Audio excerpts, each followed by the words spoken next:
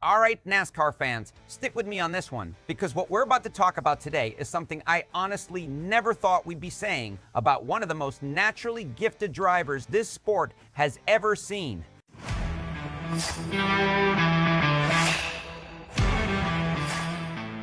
It's officially been 1 full year since Kyle Larson last stood in victory lane in the NASCAR Cup Series.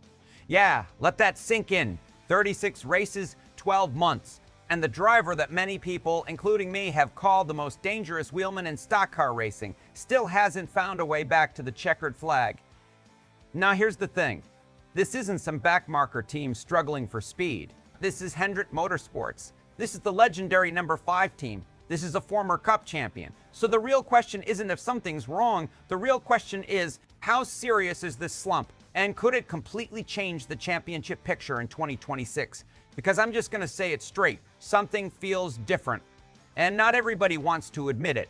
And hey, real quick, if you are a true NASCAR fan like me, go ahead and drop a like and subscribe to the channel. NASCAR Nation news is just getting started.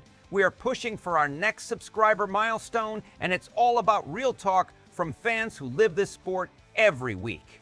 All right, let's get into it. So here's what makes this story hit even harder. The last time Kyle Larson won a Cup race was May 11, 2025 at Kansas Speedway. And since that day, nothing.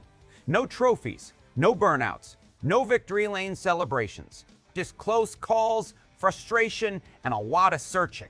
Now on paper, Larson's season doesn't look terrible. He's currently sitting 8th in the championship standings, and for most drivers, being top 10 this early would feel pretty solid. But we're not talking about most drivers, we're talking about Kyle Larson. The expectations are completely different. This is a guy who should be running top 3 every single week. This is a guy who should be collecting playoff points like candy. This is a guy who should be one of the absolute favorites to win the title. And right now, they're just not there.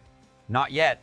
And that's what has everybody in the garage talking. Now, Larson himself was asked about this 1-year winless streak over the weekend, and honestly, his answer was classic Larson. He basically said, "You guys probably pay way more attention to it than I do." And honestly, that's probably true, because drivers have to focus on the next lap, the next adjustment, the next race. But then Larson admitted something that should definitely catch your attention. He said, "Sometimes they feel really close to winning, and other times they feel far away." Now stop right there, because that's not something you usually hear from a championship caliber team. Close is normal. Still figuring it out is normal. But saying sometimes you feel far away, that tells me this team still hasn't found a consistent identity with this current package, and that is dangerous. Because championships aren't won with flashes, they're won with rhythm, consistency, execution. And right now, the number 5 doesn't have enough of that. So what's causing this? Well, a lot of people inside the garage are pointing to the new Chevrolet body package. And look, it's not just Larson. Even Hendrick Motorsports as a whole has looked like they're still trying to unlock everything. Some weekends they show elite speed. Other weekends, they look oddly vulnerable.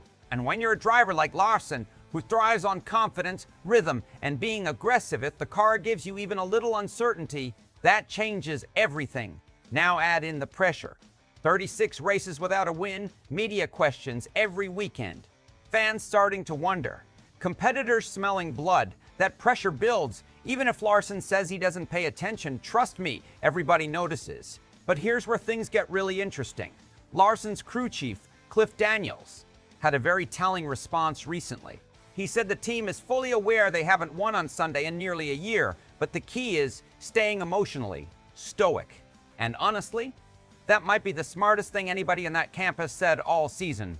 Because when elite teams panic, they start chasing setups, they over-adjust, they second-guess everything. And before you know it, you're not fixing problems, you're creating new ones. So Daniels knows exactly what's at stake. Stay calm, stay methodical, and trust the process.